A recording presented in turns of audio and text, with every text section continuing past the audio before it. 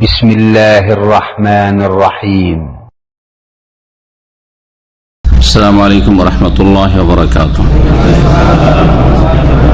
إن الحمد لله نحمده ونستعينه ونستغفره ونعوذ بالله من شرور أنفسنا ومن سيئات أعمالنا. من يهده الله فلا مضل له ومن يضلل فلا هادي له. وأشهد أن لا إله إلا الله وحده لا شريك له وأشهد أن محمدا عبده ورسوله صلى الله تعالى عليه وعلى آله وصحبه وسلم تسليما كثيرا. أما بعد فأعوذ بالله من الشيطان الرجيم. بسم الله الرحمن الرحيم. لا أقسم بهذا البلد وأنت حل بهذا البلد ووالد وما ولد لقد خلقنا الإنسان في كبد أيحسب أن لن يقدر عليه أحد يقول أهلكت مالا لبدا أيحسب أن لم يره أحد ألم نجعل له عينين ولسانا وشفتين وهديناه النجدين. আল্লাহ রাব্বুল আলামিনের যাবতীয় প্রশংসা, যে মহান আল্লাহ আমাদের সৃষ্টি করেছেন এবং আমাদের হেদায়েত দান করেছেন, বলুন আলহামদুলিল্লাহ। সেই মহান আল্লাহর যাবতীয় প্রশংসা যে আল্লাহ রাব্বুল আলামিন তার জমিনের ভিতরে সবচেয়ে শ্রেষ্ঠ জমিন মক্কাতুল মুকাররমা আল বালাদুল আমিন, নিরাপদ শহরকে করেছেন এবং সেই শ্রেষ্ঠ ভূমিতে সবচেয়ে শ্রেষ্ঠ রাসূল সৈয়দুল মুরসালিন খাতামুন নবীন মুহাম্মদুর রাসূলুল্লাহ সাল্লাল্লাহু আলাইহি সাল্লামকে রাসূল করে প্রেরণ করেছেন। সেই শ্রেষ্ঠ ভূমিতে সবচেয়ে শ্রেষ্ঠ ঘর বাইতুল্লাহ শ্রেষ্ঠ রাসূল ইব্রাহিম খলিলুল্লাহ আলাইহিস সালাতু সালামকে দিয়ে তৈরি করে নিয়েছেন। সালাতু সালাম শেষ রাসূল মুহাম্মদুর রাসূলুল্লাহ সাল্লাল্লাহু আলাইহি সাল্লামের উপর, যার প্রতি কোরআন কারীম নাজিল হয়েছে, যাকে আল্লাহ রাব্বুল আলামিন মক্কায় বিজয় দান করেছেন, যে বিজয় হচ্ছে ফাতহে মুবিন, সুস্পষ্ট বিজয়।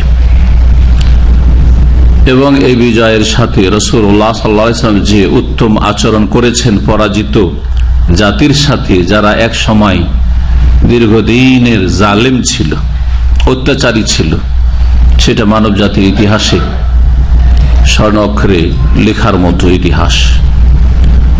আমাদের তাফসীর সূরাতুল বালাদের হবে। এই সূরায় 20টি আয়াত রয়েছে। এই সূরা হচ্ছে মক্কি সূরা, রাসূলুল্লাহ সাল্লাল্লাহু আলাইহি সাল্লামের মক্কার জীবনে নাজিল হয়েছে। এই সূরাতে আল্লাহ রাব্বুল আলামিন শপথ করেছেন এই নিরাপদ শহরের, যে শহর হচ্ছে মক্কাতুল মুকাররমা, যে শহর রয়েছে বাইতুল্লাহিল হারাম, যে শহরের বিশেষ এলাকা হচ্ছে হারাম, অর্থাৎ বড় মর্যাদাপূর্ণ, এবং সেখানে বেশ কিছু বিষয় রয়েছে যেগুলিকে নিষিদ্ধ করা হয়েছে, হারাম করা হয়েছে। এহরামের অবস্থায় থাকলে হারাম করা হয়েছে, অথবা এহরামের না থাকলেও বিশেষ এলাকাতে হুদুদে হারামে, হারামের ভিতরে বিশেষ বিশেষ বিষয়গুলি রয়েছে যেগুলি নিষিদ্ধ করা হয়েছে। আমরা এখন শুরু করি সরাসরি এই সূরার তাফসীর। এই সূরার তাফসীর শুরু হয়েছে রব্বুল আলামিনের শপথ দিয়ে, কসম দিয়ে। মহান আল্লাহ ইরশাদ করছেন, বিসমিল্লাহির রহমানির রহিম, লা উকসিমু বিহাযাল বালাদ, আমি শপথ করছি এই শহরের। এখানে শুরু হয়েছে এই সূরাটি লা দিয়ে। তাফসীর শুরু করার আগে এই সূরার নাম হচ্ছে সূরাতুল বালাদ। নামকরণের কারণটা বলে দিই, তাহলে ভালো হবে। এই সূরার নাম কি? আল বালাদ। বালাদ মানে শহর, বালাদ মানে শহর, বহু বচন বেলাদ। জি, বেলাদ অনেক শহর, এটা হচ্ছে শাব্দিক অর্থ। কিন্তু দেশকেও বেলাদ বলা হয়। দেশকে কি বলা হয়? বেলাদ বলা হয় আরবি ভাষায়। যেমন আজকাল দৌলা, নতুন আরবি মানে কান্ট্রি, দেশ। তো বেলাদ মানে আল্লাযীনা তাগাউ ফিল বেলাদ, যারা দেশে বিপর্যয় সৃষ্টি করেছিল। গত সপ্তাহে তাফসীরে বেলাদ মানে শহর, বালাদ মানে শহর, বেলাদ মানে অনেক শহর বা কয়েকটি শহর। আর দেশকেও বেলাদ বলা হয় কেন? কারণ কয়েকটি শহর বা গ্রামের সমষ্টি হচ্ছে একটি দেশ। কয়েকটা শহর অথবা গ্রাম মিলে একটা দেশ হয়। এই জন্য এই অর্থে বেলাদ দেশের অর্থেও ব্যবহৃত হয়। যেমন আপনি বলতে পারেন যে আমি রুহতু ইলাল বেলাদ, আমি দেশে গিয়েছিলাম। যাহাবতু ইলাল বেলাদ, দেশে গিয়েছিলাম। ওখানে দৌলা শব্দ ব্যবহার হবে না, বলছি না বাংলা ভাষায় যে দেশে গিয়েছিলাম। তো দেশে বেলাদ, বাইলা বালাদি, আমার দেশে গেছিলাম, আমার শহরে মানে আমার দেশে গেছিলাম। এই সূরার নাম হচ্ছে আল বালাদ। এই নামকরণ হয়েছে প্রথম আয়াতে আল বালাদ শব্দটি রয়েছে, লা উকসিমু বিহাযাল বালাদ, এই শহরের কসম করেছেন, এই শব্দ দিয়ে নামকরণ হয়েছে। যে শহর বলতে বোঝানো হয়েছে কোন শহরকে? মক্কাতুল মুকাররমাকে। মক্কার অনেকগুলি নাম রয়েছে, প্রাচীন যুগ থেকে এই নামগুলি রয়েছে। মক্কার অনেক নাম রয়েছে, তার মধ্যে কোরআনে কারীমে বেশ কিছু নাম রয়েছে। কোরআনে কারীমে নাম রয়েছে যেমন কি বাক্কা, জি, ইন্না আউওয়ালা বাইতি উযিয়া লিন-নাসি লাল্লাযী বিবাক্কা, জি, মক্কাও বলা হয়, বাক্কাও বলা হয়, জি। তারপরে এই শহরের নাম হচ্ছে উম্মুল কুরা, সমস্ত শহর এবং গ্রামের মূল বা মা যেহেতু মানুষের মূল হয়, সেখান থেকে সবাই বের হয়। উম্মুল কুরা মানে আসলুল কুরা, সমস্ত জনপদের মূল, আসল, সমস্ত দেশ শহর গ্রামের আসল শহর হচ্ছে মক্কাতুল মুকাররমা, এজন্য উম্মুল কুরা এর নাম। লিতুনজিরা উম্মাল কুরা ওয়া মান হাওলা, কোরআনে কারীমে নাম রয়েছে। এই শহরের নাম হচ্ছে আল বালাদ, যেমন এখানে শুধু আল বালাদ, জি, দেশের মতো দেশ, শহরের মতো শহর, জি। যেমন মানুষের মতো মানুষ, আল ইনসান, ইনসান মানে যে কোনো মানুষ, কিন্তু আল ইনসান মানুষের মতো মানুষ, আল ইনসান, এই হচ্ছে আসল মানুষ, বুঝছি না? ঠিক এইরকম এই শহরের নাম হচ্ছে আল বালাদ।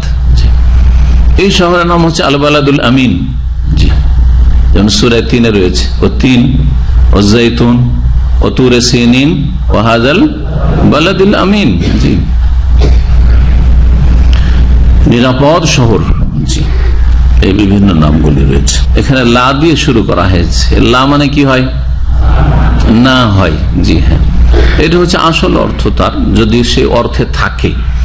কিন্তু সে অর্থে যদি না থাকে তাহলে সেটা হয়তো লা এসছে, কিন্তু লা এর অর্থ নাই এখানে, লা এর অর্থ এখানে নেই। যেমন এখানে লা উকসিমু, যদি লা এর অর্থ করেন তো অর্থ কি হবে? লা উকসিমু বিহাযাল বালাদ, মানে এই শহরের আমি শপথ করি না, তো এই অর্থ তো নাই।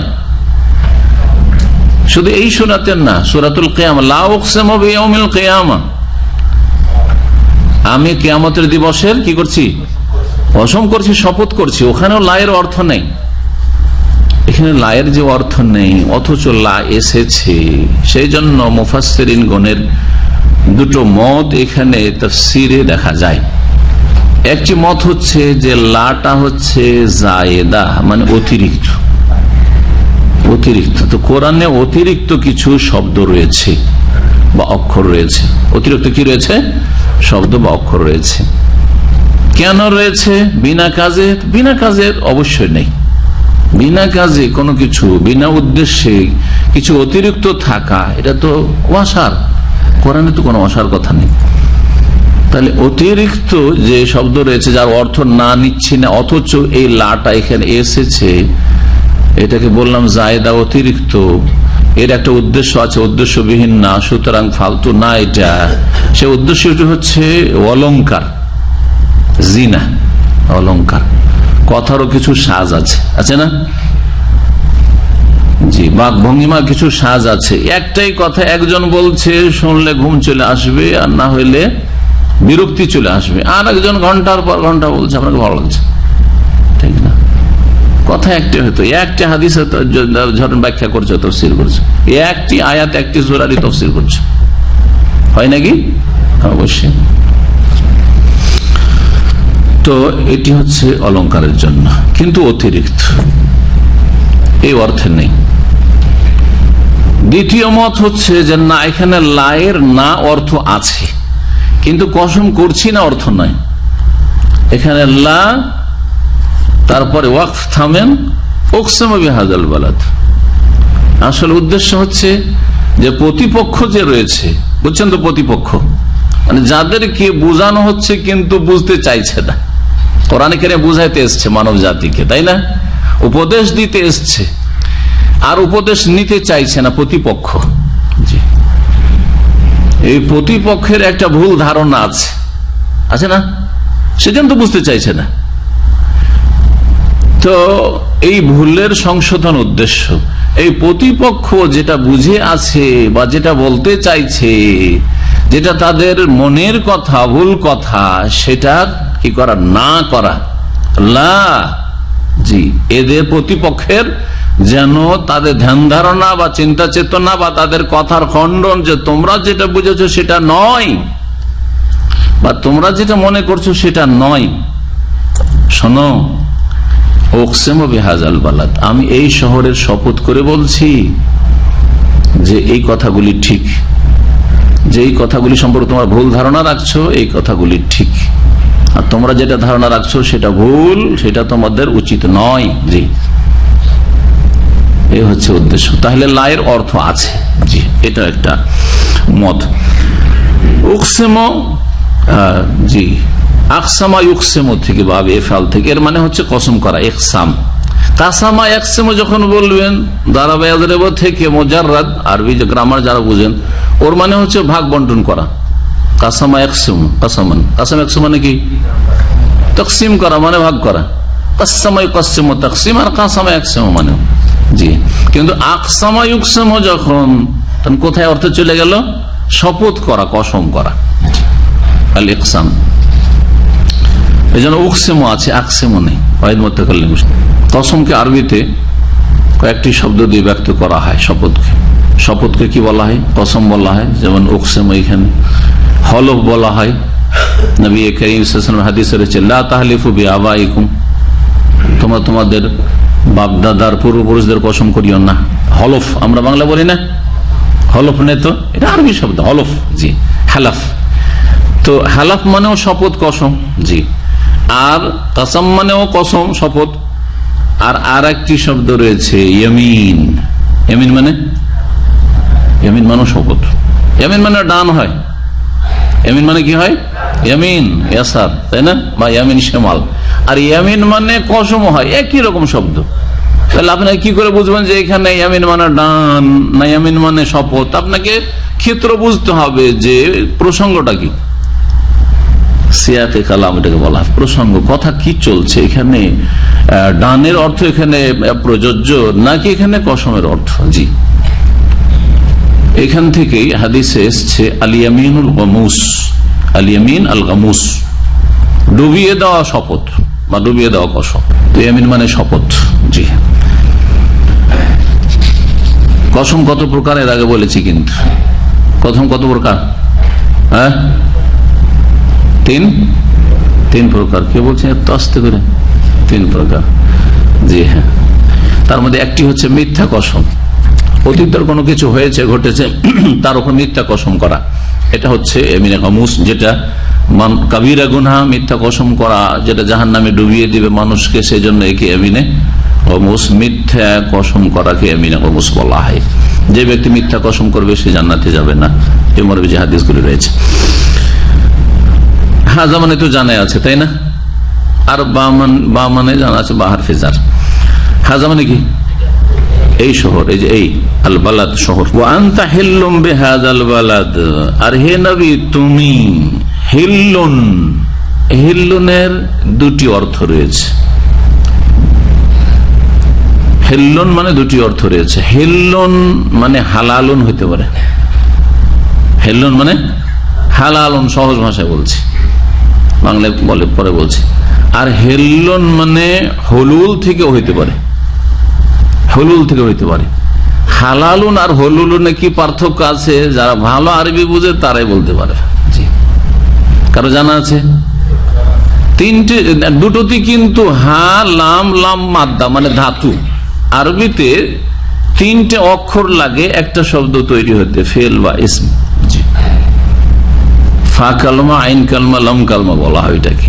তো হালাম লাম হাল্লা ইয়াহিল্লু হালালা ছিল, এখান থেকে হালাল আর হারাম বলছি না, হালাল হালাম লাম। জি, তো হাল্লা ইয়াহিল্লু হালালান, জি, এর মানে হালাল হওয়া বা হালাল করা, হালাল হওয়া এখানে।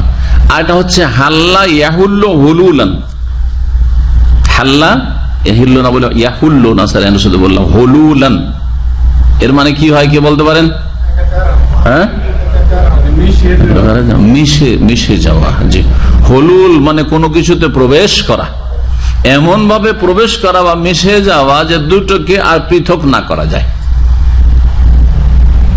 যেখানে মিশে যাওয়া দুই রকম, মিশে যাওয়ার পরে পৃথক হওয়া যেতে পারে, যেমন আপনারা সব একসাথে একাকার হয়ে গেছেন এখানে বসে, কিন্তু আলাদা করা যাবে কিনা সবকে? এক এক করে সবকে আলাদা করা যাবে, এরকম একটা একাকার হওয়া আছে। এই লোক যারা এখানে যদি নারী থাকতো বলতাম আমরা নারী পুরুষ সব একাকার হয়ে বসে গেছে, বলতাম না, মানে মিশে গেছে, কিন্তু তারপর আলাদা করা যাবে। আর একটা আলাদা করা হচ্ছে যেটা যাবে না, ওইটা হচ্ছে হুলুল। আসল সে দুটোকে মিশিয়ে দেওয়ার পরে আপনাকে যদি বলা হয় যে তুমি মিশিয়ে দিলে এখন আলাদা করে দে, তো আপনার ক্ষমতা নেই। যেমন পানি আর চিনিকে মিশিয়ে দেওয়ার পরে, পানি আর লবণকে মিশিয়ে দেওয়ার পরে, হ্যাঁ, পানিতে চা কে মিশিয়ে দেওয়ার পরে আর তারপরে বলে এই রং চলবে না, আবার পানিকে পানি করে দেয় আর চাকে আলাদা করে দেয় শুকনো করে, সম্ভব? এটাকে হলুল বলা হয়। এটা হচ্ছে কি হলুল।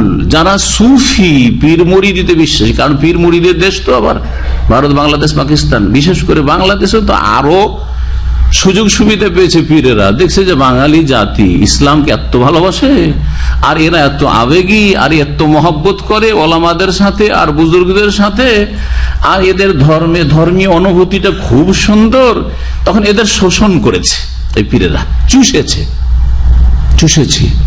কুফরি আকিদা, শিরকি আকিদা দিয়ে, আর কত কি যে করেছে, আর এইসব দিয়ে কাশফার কেরামতি আর এইসবের ছড়াছড়ি দিয়ে, আর হুলুল ওয়াহদাতুল ওজুদের আকিদা, আর ফানা ফিল্লাহ, ফানা ফির রাসূল, ফানা ফির শেখ, তিনটা স্তর আছে ফানার। তাদের হক্কানিদের কিতাব আছে না নেই?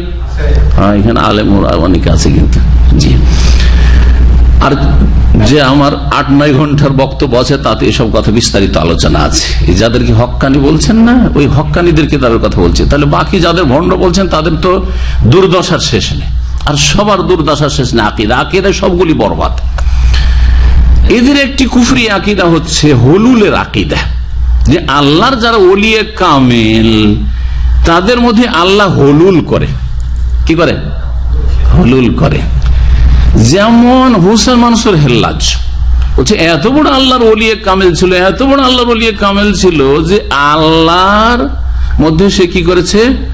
হলুল করেছে, বা আল্লাহ তার মধ্যে হলুল করেছে। মানে এমন ভাবে মিশে গেছে, একাকার হয়ে গেছে যে আল্লাহকে আর হেল্লাজকে আলাদা করতে পারছেন না। যখন আলাদা করা অসম্ভব, যেমন চিনিকে আর পানিকে আর আলাদা করতে পারছেন এখন শরবত হয়ে যাওয়ার পরে, ঠিক ওই রকম হয়ে গেছে হুসেন মানসুর হেল্লাজের অবস্থা। যখন এইরকমটা হয়ে গেছে তখন সে বলতে শুরু করেছে আনাল হক, আনাল হক, আমি আল্লাহ, আমি আল্লাহ, আমি আল্লাহ, আমি হক। ঠিক না? আর এই যে কিচ্ছা কাহিনী এত বড় বড় আল্লাহ আপনাদের দেশের, আর এত বড় বড় হুজুরে কি বল, আর এত বড় পীরেরা ফার্সি শের পড়ছে, রুমির শিরকিয়া কুফরিয়া শের পড়ছে, আর ওইটা হলো দলিল যে ফেরাউন আনাল হক বলে সে বড় কাফের হয়েছে, আর হেল্লাজ বা আনাল হক বলে বড় ওলি হয়েছে। দেখলে কোন কুফরিতে আপনাকে পৌঁছে দিল? আপনার ধর্মীয় চেতনাকে নিয়ে খেলা করে কিভাবে ইসলামকে আপনারা ছিনিয়ে নিল, যে সৃষ্টি আর স্রষ্টা একাকার হয়ে গেছে। সুতরাং এখন সৃষ্টি আর স্রষ্টায় কোনো পার্থক্য নেই। হেল্লাজকে সেজদা করলে আল্লাহকে সেজদা করা, এই জন্য পীরকে সেজদা করে আল্লাহকে সেজদা করা হয়, পীরের কথা মানলে আল্লাহর কথা মানা হয়। এইখান থেকে তখন এখন শাখা প্রশাখা মাসলা বেরোলো। পীর যদি বলে যে জায়নামাজকে মদে ডুবিয়ে নামাজ পড়ো, তবুও আপত্তি করবেন না, আপনি চোখ বন্ধ করে আমল করবেন। হক্কানিদের কিতাব আছে না নেই? কোথা থেকে? কারণ পীর যেহেতু মদে ডুবাইতে বলছে, আর পীর বললেই কার বলা হয়? যেন আল্লাহ আপনাকে বলছে মদে ডুবা নামাজ পড়ো। বুঝতে পেরেছেন? হলুলের আকীদা, কুফরি আকীদা। এই যে হিল্লুনের তাফসীর করতে গিয়ে আপনাদের এই কুফরি আকীদার অসারতা আর কুফরিয়া দিকগুলি আপনাদের সামনে তুলে ধরলাম, যাতে করে বুঝতে পারেন যে এই কুফরি শিখানো হচ্ছে ধর্মের নামে। ধর্মীয় লেবাস পোশাক পরে আর ধর্মের মুখোশ পরে আপনাদেরকে জাহান্নামে চিরকালের জন্য নিয়ে যাওয়া হচ্ছে যদি এই আকীদা নিয়ে চলে যান। আর তাদেরকে যদি আল্লাহর ওলি মনে করেন, হ্যাঁ ওলি, কার ওলি? ইবলিস শয়তানের ওলি। যে বলবে আমি আল্লাহ, সে ইবলিস শয়তানের ওলি নিঃসন্দেহে। এতে যদি সামান্য সন্দেহ থাকে, এত বড় মানুষকে আমি বলবো শয়তানের ওলি, আমার বলতে সাহস হয় না, তাহলে আপনার ঈমান নেই। তাহলে করেছেন রাখেন, কারণ আপনার কুফরির কুফর হইতে সন্দেহ। আপনি বড় কুফরিকে কুফর মনে করছেন না। আপনি হলুল বুঝাচ্ছিলাম আপনাদেরকে। এখন এই হিল্লুন শব্দটি যে এসছে, এর উৎপত্তি হালালুন থেকে হইতে পারে, আবার হলুলুন থেকে হইতে পারে। হলুল হবে তখন তাফসীর আলাদা হয়ে যাবে, আর হালাল থেকে আসলে তাফসীর আলাদা হয়ে যাবে। হলুল দিয়ে তাফসীর করি। হলুল মানে কি বললাম? মিশে যাওয়া। ওয়া আনতা, প্রবেশ করা। মিশে যাওয়া মানে প্রবেশ করা। তাহলে ওয়া আনতা হিল্লুম বিহাযাল বালাদ, হে নবী তুমি এই শহরে অবশ্যই প্রবেশ করবে। তোমাকে এই শহর থেকে বের করে দিয়েছে মক্কার কাফেররা, নির্বাসিত করেছে, বাধ্য করেছে, না হলে তোমাকে মেরে ফেলতো, তোমার বাড়ি ঘেরাও করেছিল, হিজরত করতে হয়েছে। ওয়ান্তা হিল্লুম বিহাযাল বালাদ, অচিরেই তুমি এই শহরে প্রবেশ করবে। বুঝতে পেরেছেন? যে এই অর্থ হয়ে গেল হাল্লুন ফিহি। জি, হিল্লুন মানে হাল্লুন ইসিম ফাইলের অর্থে তুমি এখানে অবশ্যই প্রবেশকারী, শীঘ্রই তুমি এখানে প্রবেশ করবে বিজয়ী হয়ে। লাতাদখুলুন্নাল মাসজিদাল হারাম ইনশাআল্লাহ আমিনিন মুহাল্লিকিনা রুউস ওয়া মুকাসসিরিনা লা তাখাফুন, যেমন আল্লাহ বলেছেন সূরাতুল ফাতিহা। ওয়া আনতা হিল্লুম বিহাযাল বালাদ, হলুলের তাফসীর দিয়ে একটা তাফসীর করলাম। এখন যদি হালালুন থেকে হিল্লুন হয়, হাল্লা ইয়াহিল্লু হালাল মাসদার, তাহলে এর অর্থ তাফসীরকাররা দুই রকম করেছে। ওয়া আনতা হিল্লুন মানে ওয়া আনতা হালালুন বিহাযাল বালাদ, সহজ। কি অর্থ হলো তাহলে? হে নবী তোমার এখানে বসবাস হচ্ছে বৈধ, হালাল। যেমন যারা এখানে একামা নিয়ে আছেন, তারা আইনগত এখানে বৈধ লোক কিনা, কিন্তু যাদের একামা নেই অবৈধ বলছেন না? বলছেন না, অবৈধ মানে তো হারাম, আর বৈধ মানে তো হালাল। তা আপনার একাম আছে থাকা হালাল, আর অবৈধ মানে তো হারাম। ভাই জায়েজ নয়, সে আইনগত জায়েজ নয়, শরীয়তগত সেটা পরের মশলা। জি হ্যাঁ, আমরা সেটা নিয়ে আলোচনা করছি না, হালাল না হারাম, আর ওই সব লম্বা কথায় যাচ্ছে না। কিন্তু আপনাকে বৈধ অবৈধ শব্দগুলো ব্যবহার করছেন। তো নবী করিম সাল্লাল্লাহু আলাইহি ওয়াসাল্লামকে তাহলে জানো, আল্লাহ বলছেন যে ওয়া আনতা হালালুন বিহাযাল বালাদ, তোমার এখানে থাকা হচ্ছে বৈধ, মানে তুমি অধিকার বেশি রাখো এখানে থাকার, তোমার মাতৃভূমি। আর এরা কাফেররা নাপাক করে রেখেছে তাদের শিরক কুফরি দিয়ে, 360টা মূর্তির পূজা দিয়ে কাবার চারিদিকে, এরা হচ্ছে অবৈধ এখানে। তুমি হচ্ছে তৌহিদবাদী, তুমি হচ্ছে তৌহিদ প্রতিষ্ঠাকারী, তুমি তৌহিদের দায়ী, তুমি তৌহিদের প্রচার প্রসারের জন্য দায়িয়ান ইলাল্লাহি বিইযনি ওয়া সিরাজাম মুনীরা। সুতরাং ওয়া আনতা হালালুন বিহাযাল বালাদ, তুমি এই শহরে তোমার থাকাটা হচ্ছে হালাল, বৈধ, ওদেরটা হচ্ছে অবৈধ। হালাল দিয়ে 2 নম্বর তাফসীর হয়ে গেল। 3 নম্বর যারা হালাল বলেছেন আর একটা তাফসীর করেছেন, একটু অন্য দিগন্তে আপনাকে পৌঁছে দিবে। আল্লাহ বলছেন ওয়া আনতা হালালুন বিহাযাল, হিল্লুন মানে কি বললাম? হালাল। তুমি মানে তোমার জন্য এই শহরকে হালাল করা হয়েছে কিছুক্ষণের জন্য, দিনের কিছু সময়ের জন্য। একটা প্রসিদ্ধ মক্কা বিজয়ের হাদিসের দিকে তাফসীর আপনাকে নিয়ে চলে গেল।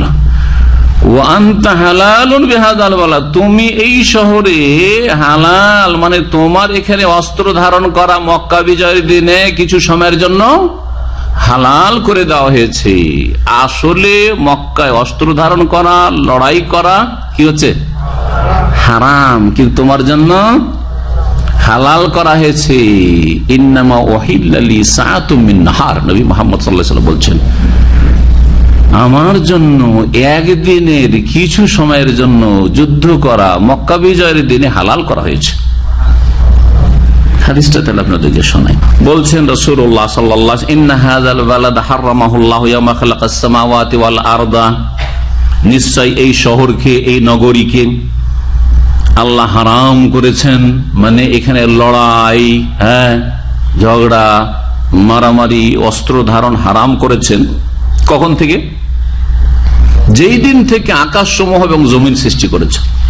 জমিন আসমান যেই দিন সৃষ্টি, সেই দিন থেকে আল্লাহর ঘোষণা যে এটা হচ্ছে হারামের এলাকা, এখানে অস্ত্র ধারণ করা, লড়াই করা চলবে না, যদিও বৈধ হোক না কেন। কিন্তু আপনার যে এখানে বৈধ না, বাইরে লড়াই করে। এই জন্য মক্কাতে দণ্ডবিধান কায়েম করা হয় না হারামের এলাকায়।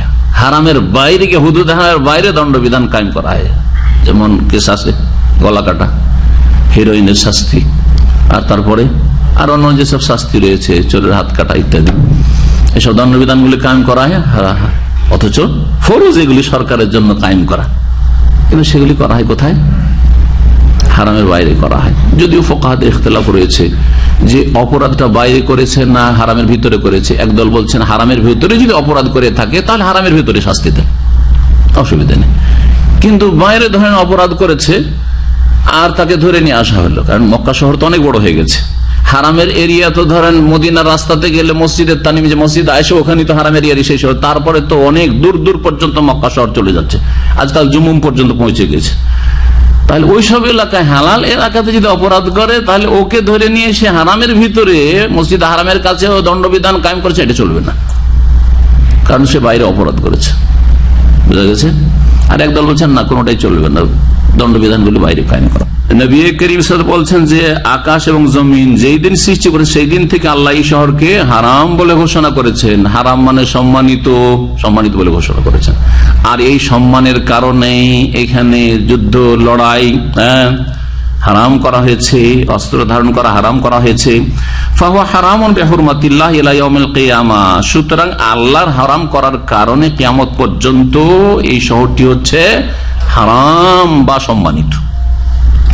লা ইউজাদু শাজারু, সুতরাং এখানকার কোন গাছ কাটা যাবে না। কোন গাছ কাটা যাবে না? যে গাছ এমনিতে জন্মেছে, কিন্তু আপনি যদি চাষাবাদ শুরু করেন আর নিজে চাষ করেছেন তাহলে কাটতে পারেন। ওয়ালা ইউখতালা খালাহু, এখানকার ঘাস কাটা যাবে না, একমাত্র ইজখির ঘাস। নবী সাল্লাল্লাহু আলাইহি ওয়াসাল্লাম ওটাকে পারমিশন দিয়েছেন, যখন সাহাবীরা পারমিশন চেয়েছিলেন যে আমরা কবরে মাইয়্যিত দাফন করার জন্য তো ইজখির ঘাস লাগে।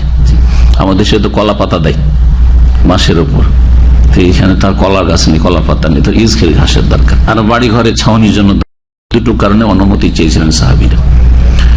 ওয়াইন্নাম উহিল্লাত লিসাআতুম মিন নাহার, একমাত্র আমার জন্য হালাল করা হয়েছে একদিনের কিছু সময়। একদিনের কিছু সময়, সাআতুন মানে কিছু সময়, 1 ঘন্টা, আজকালকার বর্তমান ঘন্টায়, অথবা তার একটু বেশি কম, কিছুক্ষণের জন্য হালাল করা হয়েছে। ওই দিনই শুধু, তার আগের দিনও হারাম ছিল, তার পরের দিনও হারাম, ওই দিনও সন্ধ্যাবেলা হারাম, বিকেলবেলা হারাম। মক্কা বিজয় হয়ে গেছে, ওরা সারেন্ডার করে দিয়েছে, আর অস্ত্র ধারণ করা জায়েজ নয়, নবী করিম সাল্লাল্লাহু আলাইহি ওয়াসাল্লাম বলেছেন। তাই বলছেন ওয়াকাদ আদাত হুরমাতুহাল ইয়াউম, সুতরাং তার হারাম হওয়া আবার ফিরে চলে এসেছে। কিছুক্ষণ হালাল ছিল, তারপর আবার হারাম হওয়াটা আবার ফিরে চলে এসছে। কাহুরমাতিহা বিল আমস, যেমন গতকালকে হারাম ছিল, যেমন গতকালকে হারাম ছিল। আলা শোনো, ফালিয়াবাল্লিগু শাহিদুল গায়ব, সুতরাং যারা হাজির রয়েছে, আমার কথা উপস্থিত রয়েছে, তারা অনুপস্থিত লোকদের কাছে এই বিধানটি যেন পৌঁছিয়ে দেয়। আর হাদিসে রয়েছে ফাইন আহাদুন তারাখাসা বিকিতালি রাসূলিল্লাহ সাল্লাল্লাহু আলাইহি ওয়াসাল্লাম, কেউ যদি মনে করে যে রাসূলুল্লাহ সাল্লাল্লাহু আলাইহি ওয়াসাল্লামের জন্য 1 ঘন্টা হালাল করা হয়েছিল, তো আমিও তো খলিফা, আমিও তো রাজা, আমার জন্য 1 ঘন্টা হালাল কেন হবে না? এই বলে কথা, বা আমিও তো ভালো কিছু করতে চাই, এখানে হকের জন্য লড়াই করতে চাই, আমার জন্য কেন 1 ঘন্টা হালাল হবে না? কেউ যদি যুক্তি পেশ করে, হাদিসে আসছে ফাকুলু, তাহলে জবাবে বলো ইন্নাল্লাহ আযিনা লিরাসূলি, আল্লাহ তার রাসূলকে অনুমতি দিয়েছেন, এজেন দিয়েছেন। ওয়ালাম ইয়াযান লাকুম, কিন্তু তোমাদের কাউকে অনুমতি দেননি যে তুমি লড়াই করে মক্কা। তাহলে তাফসীর এই হিল্লুনের 3টে পেলেন। হ্যাঁ, হালাল বললে দুই রকম তাফসীর, আর হলুল বললে একরকম তাফসীর। ওয়ালিদিন ওয়া মা ওয়ালাদ, আর একটি শপথ করছেন এই শহরের কসমের পরে, বলছেন আর কসম করছি প্রত্যেক জন্মদাতার, ওয়া মা ওয়ালাদ, আর যাকে জন্ম দেয়, যাকে জন্ম দেয় মানে যে জনক, জন্মদাতা, জন্মদাতারও কসম, আর জাতকের কসম, যাকে জন্ম দেওয়া হচ্ছে তারও কসম। তাহলে এই কসমটি সম্পর্কে দুটো তাফসীর রয়েছে বা দুটো মত রয়েছে। ওয়ালিদ মানে একজন, মানে না যে কোনো ওয়ালিদ, এটা হচ্ছে প্রশ্ন। ওয়ালিদ মানে কি বললাম? ওয়ালিদ মানে কি? জন্মদাতা। ওয়ালিদ মানে পিতা নয়, ওয়ালিদ মানে জন্মদাতা। পিতা যেহেতু জন্মদাতা সেই জন্য পিতাকে ওয়ালিদ বলা। এবার বুঝছেন? ওয়ালিদ মানে পিতা বলবেন না, ওয়ালিদ মানে শাব্দিক অর্থ হচ্ছে ওয়ালাদা ইয়ালেদু, মানে জন্ম দিল, দিচ্ছে, দেবে, হচ্ছে ওয়ালাদা ইয়ালেদু। ওয়ালিদ জন্মদাতা, বাপ যেহেতু জন্মদাতা সেই জন্য বাপকে কি বলা হচ্ছে?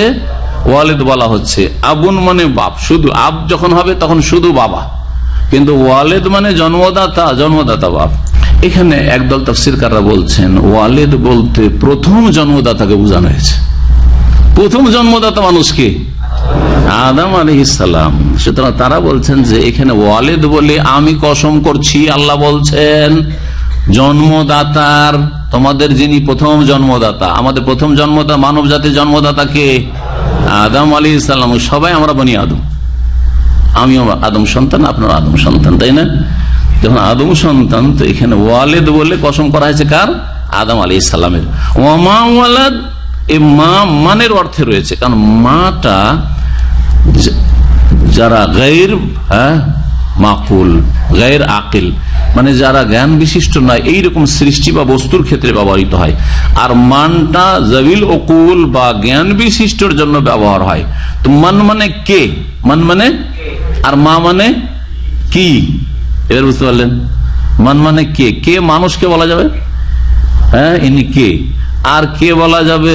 জিনকে বলা যাবে, মান হাজা, মান ফেরেশতাকে বলা যাবে, কারণ এরা হচ্ছে আকেল, জ্ঞান বিশিষ্ট। কিন্তু একটা গরুকে মান হাজা, এটা কে বলবেন? এটা কি চেনেন না, জীবনে গরু দেখেননি, কি বলবেন? মা হাজা, এটা কি বলবে, এটা কে বলবেন না। তাহলে এখানে যদি শুধু মানুষ বোঝানো হয়ে থাকে, তাহলে মা মানে মানের অর্থে রয়েছে। ওয়ালিদিন, আমি কসম করছি জন্মদাতা আদম আলাইহিস সালামের, ওমা ওয়ালাদ, আর যাকে যাকে জন্ম দিয়েছেন, মানে সমস্ত আদম সন্তানের কসম করছি। তাহলে প্রত্যেক মানুষের আল্লাহ শপথ করছেন, প্রত্যেক মানুষের আল্লাহ শপথ করছেন। যে মানুষ চলে গেছে দুনিয়া থেকে আদম আলাইহিস সালামের পরে, আর যারা বর্তমানে আছে, কিয়ামত পর্যন্ত যারা আসবে, সকল মানুষের কসম আল্লাহ করছেন। সুবহানাল্লাহ, কত ব্যাপক কসম আল্লাহ রাব্বুল আলামিনের। ওয়ালিদিন ওয়া মা ওয়ালাদ। দ্বিতীয় তাফসীর এর চেয়ে ব্যাপক হয়ে যাবে, মা মায়ের অর্থেই থাকবে। ওয়ালিদিন, কসম করছি জন্মদাতার, ওয়া মা ওয়ালাদ, আর যাকে জন্ম দিয়েছে, সে ব্যক্তি হোক আর বস্তু হোক, যাকে জন্ম দিয়েছে, তাহলে সমস্ত সৃষ্টিকুলকে শামিল হয়ে যাবে। প্রত্যেক জন্মদাতার কসম, আর প্রত্যেক জাতক বা যা জন্মেছে অন্য কিছু থেকে তার কসম, সেটা মানুষ হোক, জিন হোক, আর ফেরেশতা হোক, আর কোন পশু হোক, পাখি হোক, যে কিছু জীবজন্তু হোক না কেন। ওয়ালিদিন ওয়া মা ওয়ালাদ, তাহলে সমস্ত জন্মদাতা এবং যাকে জন্ম দিয়েছে সেই জন্মদাতা, সমস্ত কিছুর আল্লাহ কসম করছেন। ওয়ালিদিন ওয়া মা ওয়ালাদ। কসম দুটো হইল। কসম করার পরে কোনো কিছুর জন্য যেটা কসম করা হয়, সেটা গত সপ্তাহে বলেছি, সেটাকে বলা হয় জওয়াবে কাসাম, মানে যার জন্য কসম করলেন আপনি, মাকসাম আলাইহি, যার উপর কসম করলেন, কিসের জন্য আপনি কসমটা করছেন। এটা হচ্ছে লাকাদ খালাকনাল ইনসানা ফি কাবাদ, এখানে স্পষ্ট রয়েছে, নিশ্চয়ই আমি মানুষকে সৃষ্টি করেছি ফি কাবাদিন। এই কাবাদের দুটি অর্থ করা হয়েছে। একটি তাফসীর শুধু আল্লামা মুহাম্মদ বিন সালেহ ওসাইমি রাহিমাহুল্লাহর আম্মা পারা তাফসীরে দেখলাম, জানি না অন্যান্য মুফাসসিরিন তাফসীর করেছেন কিনা, কিন্তু সেটার সমর্থন অন্য আয়াত করে, অন্য আয়াতে বিষয়টি আছে। সেটা হচ্ছে ইস্তিকামা, কাবাদুন মানে ইস্তেকামা আরবিতে, লাকাদ খালাকনাল ইনসানা ফি কাবাদ মানে ফি ইস্তেকামাতিন, অর্থাৎ নিশ্চয় আমি মানুষকে সৃষ্টি করেছি সুঠাম করে, হ্যাঁ, সুন্দর গঠনে, সহজ ভাষায়, কারণ অনেকে সুঠাম বললে বুঝবেন না, তাই না? সুন্দর গঠনে, সুন্দর অবয়বে সৃষ্টি করেছি, এই তাফসীর। তাহলে কাবাদুন মানে হচ্ছে ইস্তেকামা, সোজা করে। যেমন সোজা না হইতে বাঁকা হইতো তো দেখতে কত খারাপ লাগতো, তাই না? যেইভাবে আল্লাহ মানুষকে সৃষ্টি করেছে এর ব্যতিক্রম হইলে দেখতে খারাপ লাগবে, লাগবে না? লাগবে না? জি, চেহারাটা একটু বাঁকা, শুধু দেখে পাগল পাগল মনে হচ্ছে। গত সপ্তাহে মক্কা জেদ্দা থেকে আসছে প্লেনে, একটা ছেলে দেখতে এত সুন্দর ছেলেটা, 10-12 বছর বয়স, এত সুন্দর, তার বাবা মায়ের সাথে আছে, একই সাথে আমরা ফ্লাইটে উঠলাম, ফর্সা, আর কি যে বডি, কি সুন্দর, মাশাআল্লাহ, কিন্তু চেহারাটা আর চোখগুলো একটু বাঁকা বাঁকা হয়ে আছে, সমস্ত সৌন্দর্য শেষ হয়ে গেছে, আর দেখতে আপনাকে ভালো লাগবে না। সুবহানাল্লাহ, কত সুন্দর করে আপনাকে আমাকে আল্লাহ সৃষ্টি করেছে, চিন্তা করুন তো দেখি, বলুন আলহামদুলিল্লাহ। একটু চোখ বাঁকা বলছে টেরা, অমুক টেরা বলছে না, হ্যাঁ? তারপরে একদিন বলেছিলাম এই বিষয়ে বলতে গিয়ে যে মানুষকে কত সুন্দর সোজা করে সৃষ্টি করেছেন, মানুষ যখন দাঁড়ায় তাও সোজা, বসে তবু সোজা, মাথা যেহেতু সবচাইতে সুন্দর অঙ্গ বা সবচাইতে শ্রেষ্ঠ অঙ্গ, মাথা ওপরে, হাতগুলি ওপরে, আর তারপরে যেসব অঙ্গ প্রত্যঙ্গগুলি এর চাইতে নিচের, ওপরের অঙ্গগুলির চাইতে সেগুলি নিচে, আপনার নিতম্ব নিচে, পাছা নিচে, আপনার রান নিচে, আপনার পা নিচে, ঠিক না? কিন্তু গরু ছাগলের মাথা আর পাছা সমানে আছে, বড় মানুষের মাথায় হয়তো নিচে আছে, খায় তো মাথা নিচে করে, পাছা উঁচা হয়ে আছে, মাথায় নিচে, আর আপনি খাচ্ছেন তবু মাথা উঁচা। আলহামদুলিল্লাহ, কত সুন্দর গঠন দিয়েছেন। এই কথাগুলি লম্বা করে বলে সময় লম্বা হয়ে যায়, শুধু ইশারা ইঙ্গিত করলাম বোঝার জন্য, যাতে করে আল্লাহর বেশি বেশি শুকরিয়া আদায় করেন। জি, এই যে তাফসীর করলাম, এই তাফসীরের সমর্থন সূরা 3 রয়েছে, লাকাদ খালাকনাল ইনসানা ফি আহসানি তাকওয়িম, নিশ্চয় আমি মানুষকে সৃষ্টি করেছি অতি উত্তম গঠন দিয়ে বা অবয়বে। ফি আহসান ইসম তাফজিল, তাকওয়িম, জি, কাওয়ামা ইয়াকাওয়াম, ওখান থেকে ইস্তিকামা বললাম। আল্লাহ যে সোজা করেছেন, কত সুন্দর করে সোজা করেছেন, সুঠাম করেছেন। জি হ্যাঁ, যেখানে যেটা সুন্দর লাগে, যেইভাবে সুন্দর লাগে, ফাতাবারাকাল্লাহু আহসানুল খালিকিন, সুবহানাল্লাহ, আল্লাহ বরকতময়, যিনি কত সুন্দর সৃষ্টিকর্তা রব্বুল আলামিন। এই তাফসীরটা কিন্তু প্রসিদ্ধ না, কোন বাংলা অনুবাদে আমি 4-5টা অনুবাদ অনেক সময় দেখেনি, সময় থাকলে 4-5টা অনুবাদ দেখি, যে দেখি এই শব্দটার বাংলা কি বলেছে, এই শব্দটার বাংলা কি বলেছে, এই শব্দটার বাংলা কি বলেছে। আপনারা ভাবছেন যে এলিমটা অত সহজে চলে আসে, তাই না? একটা তাফসীর থাকে, তাও পড়ার সময় নেই, আর বড় আপনি মুফতি হিসেবে বসে আছেন ইন্টারনেটে বা গ্রুপে, অথবা আপনি মনে করছেন আমি অনেক কিছু শিখে নিয়েছি, আমি ইসলামিক সেন্টারে খুব সিনিয়র ছাত্র, খুব পুরাতন ছাত্র, কথা বুঝতে পেরেছেন? আর কতবার আলহামদুলিল্লাহ, কত মাদ্রাসা থেকে ফারিগ হয়ে দাওরা 2বার 3বার, তারপরে মদিনা ইউনিভার্সিটি, তারপরে সারা জীবন পড়তেই আছি, ডিউটি হচ্ছে পড়ার পর। আলহামদুলিল্লাহ, এর চাইতে ভালো ডিউটি কারো হয়নি, সুবহানাল্লাহ, পয়সা বড় কথা নাই, এর চাইতে ভালো ডিউটি মানুষের হালাল রুজি, আর তারপরে ডিউটি হচ্ছে পড়াশোনা করা, অফিসে আসলে পড়াশোনা করা, নিজের সময় বের করতে বাসাতে পারলে পারলাম, যদি সময় নাও বের করতে পারি অফিসে আসলে পড়াশোনার সাথে, আর কেউ কিছু বলবে না যে পড়াশোনা বাদ দেন, এটা করে। আলহামদুলিল্লাহ, আল্লাহর বড় নিয়ামত, আল্লাহর বড় নিয়ামত। ফাবিআইয়ি আলাই রাব্বিকুমা তুকাযযিবান, আল্লাহু আকবার। তো 4টা-5টা তাফসীর দেখি, বিশেষ করে যে শব্দগুলির তরজমা বিভিন্ন রকম হইতে পারে, তাফসীর বিভিন্ন রকম হইতে পারে, আমার মোটামুটি একটা আইডিয়া আছে এই শব্দগুলির অর্থ বিভিন্ন ভাবে করা যেতে পারে। কাবাদ, জি, শব্দটি একটি মুশকিল শব্দ, সুতরাং এর তাফসীর দেখতে গিয়ে দেখলাম শেখ হুসাইন রাহিমাহুল্লাহ বলছেন, কাবাদ মানে একটি অর্থ হচ্ছে ইস্তিকামা, সুঠাম করে আল্লাহ সৃষ্টি করেছে, সুন্দর গঠন দিয়ে আল্লাহ সৃষ্টি করেছে। এই তাফসীরটি বাংলায় কোন তাফসীরে দেখা যায় না। দ্বিতীয় তাফসীরটি বাংলাতে আপনি পাবেন যে কোনো অনুবাদ বিভিন্ন শব্দ দিয়ে, কিন্তু প্রতিশব্দ সেগুলি একটি অর্থ বহন করে। কি? নিশ্চয় আমি মানুষকে সৃষ্টি করেছি ফি কাবাদ, মানে কষ্ট কেলেশের মধ্যে, কঠিন পরিশ্রমের মধ্যে। এই শব্দগুলি পাবেন। হয় কেউ কঠিন পরিশ্রমের মধ্যে, কঠিন কষ্টের কাজের মধ্যে, অথবা বড়ই কষ্ট ক্লেশের মধ্যে। এইভাবে তাফসীরগুলি পাবেন আপনি। এক কথাই মানুষকে আল্লাহ সৃষ্টি করেছেন বড় কষ্ট ক্লেশের মধ্যে, মানুষ জীবন যাপন করবে এইভাবে। পৃথিবীটা হচ্ছে কষ্টের জগৎ, মেহনতের জগৎ, পরিশ্রমের জগৎ, কঠোর পরিশ্রমের জগৎ। যে যত কঠোর পরিশ্রম করবে সে তত বেশি এগিয়ে যেতে পারবে, সে তত বেশি জীবনে দিন দুনিয়ার ক্ষেত্রে সাইন করতে পারবে, উন্নতি করতে পারবে, সে জীবনে একটা দৃষ্টান্ত কায়েম করতে পারবে। কথা ঠিক না?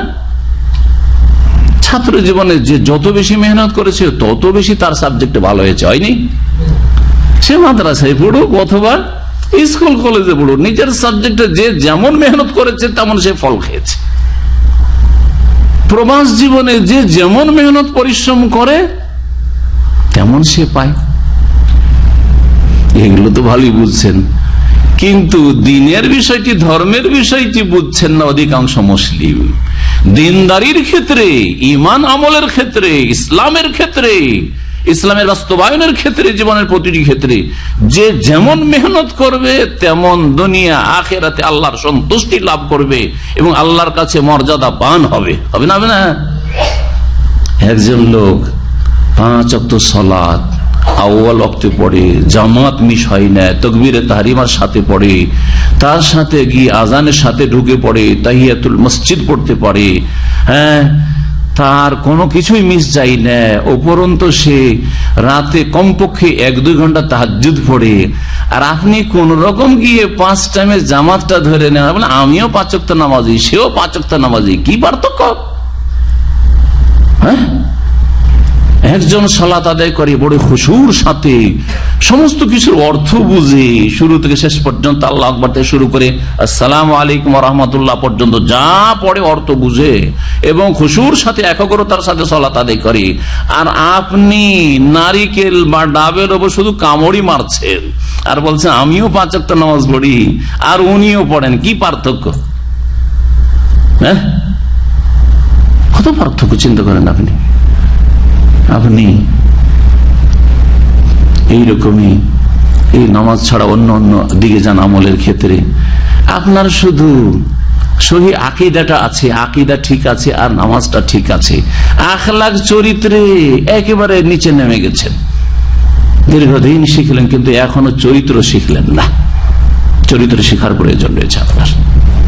আর একজন লোক আপনার মতো আকীদাতে অত পাক্কা না হইলেও আকীদা বুঝে, আকীদাতে ভুল ভ্রান্তি নেই, কিন্তু অত খুঁটিনাটি জানেও না আর অস্বীকারও করেন। কোরআন হাদিসে যা আছে আমি মানি, আলাল ফিতরা যেটাকে বলা হয়, প্রাকৃতিক ভাবে ইসলামে আল্লাহ এবং রাসূল যা বলেছে আমি মানি, আমি শিরক বিদআতে বিশ্বাসী নই।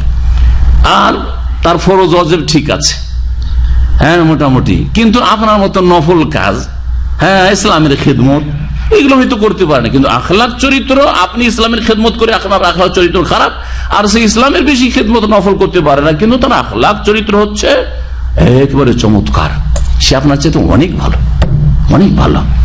আহসানুকুম আল মুমিন ঈমান আহসানুকুম আখলাকা, এই মর্মে অনেকগুলি হাদিস আছে। সবচেয়ে খাঁটি মুমিন, কামিল মুমিন কে? কে বেশি নফল পড়ে, বেশি রোজা রাখে সোমবার বৃহস্পতিবার, হ্যাঁ, না বেশি দান খেরাত করে? যার চরিত্র বেশি ভালো, তার কথা কাজ দ্বারা কেউ কষ্ট পায় না, যে কোনো অশ্লীল কথা বলে না, সে অকথ্য ভাষা ব্যবহার করে না, যার নোংরামি চরিত্র নেই, না নোংরামি দেখে না, নোংরামি শোনে না, নোংরামি কথা বলে না, মানুষকে কষ্ট দেয় না, সে হচ্ছে ভালো মানুষ সবচেয়ে। সেই দিকটাও গুরুত্ব দিতে আপনাকে। লাকাদ খালাকনাল ইনসানা ফি কাবাদ, নিশ্চয় আমি মানুষকে সৃষ্টি করেছি কষ্ট ক্লেশের ভিতরে, যেমন কষ্ট করবে তেমন ফল পাবে। দুনিয়ার ক্ষেত্রে বেশি কষ্ট করেছেন, মাশাআল্লাহ বড় বিজনেসম্যান হয়ে গেছেন দাম্মামে। দিনের ক্ষেত্রে জিরো, দাম্মামে 20 বছর 30 বছর তাকে ইসলাম শিখে না মোটে, এখনো বদ আকীদা, লোকজনকে নিয়ে বিদআত করছে, বেদাতি তরিকায় চলছে, ইসলামের ধার ধারে না, সই আকিদার ধারে না, সই আমলের ধার ধারে না, সলাতের ধার ধারে না, সলাৎ পড়লো বেদাতি সলাৎ পড়ে। তাহলে এই ক্ষেত্রে যেহেতু মেহনতে জিরো, সেই জন্য আল্লাহর কাছে পরকালে জিরো। মানুষ যেমন কষ্ট করবে আল্লাহ কষ্ট করার জন্য পাঠিয়েছেন। বেশি কষ্ট করো, যেই ফিল্ডে কষ্ট করবে সেই ফিল্ডে তুমি উন্নতি করতে পারবে। দিনের ক্ষেত্রে ইলম আমলে কষ্ট করনি, সুতরাং তোমার রেজাল্ট ভালো হয়নি, ফেল করেছো আখিরাতে। লাকাদ খালাকনাল ইনসানা ফি কাবাদ ফি মাশাক্কাতিন, কাবাদ মানে ফি মাশাক্কাতিন, কষ্ট করে সের ভিতরে সৃষ্টি করেছি। এটা একটা তাফসীর। আর একটা তাফসীর, এই কষ্টের অর্থে আর একটা তাফসীর বলেছেন ইবনে কাসির রাহমাতুল্লাহ আলাইহি, যা এখানে উল্লেখ করা হয়েছে, সেটা হচ্ছে মানুষকে সৃষ্টি করেছি কষ্ট ক্লেশের ভিতরে।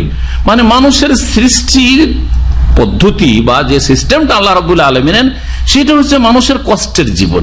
বিভিন্ন কষ্টের স্তর পার করে আসে মানুষ, সারা জীবনটা কষ্ট করতেই থাকে।